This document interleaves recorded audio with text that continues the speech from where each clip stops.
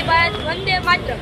સરદાર વલ્લભભાઈ પટેલની જયંતિએ તો મારે એની વિશે વાક્ય બોલવા છે. સરદાર વલ્લભભાઈ પટેલનો જન્મ 1875 31 ઓક્ટોબરે થયો હતો, જે આજનો દિવસ છે. સરદાર વલ્લભભાઈ પટેલના માતાનું નામ લાડબાઈ, સરદાર વલ્લભભાઈ પટેલના પિતાનું નામ ઝવેરભાઈ હતું. સરદાર વલ્લભભાઈ પટેલ લાડબાની મહત્વવાન અને લીડર હતા.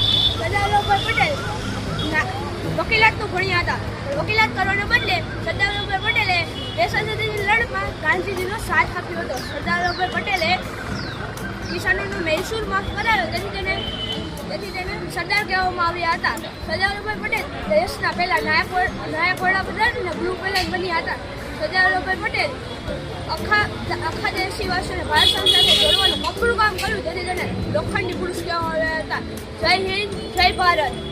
જય હિન્દ, જય ભારત.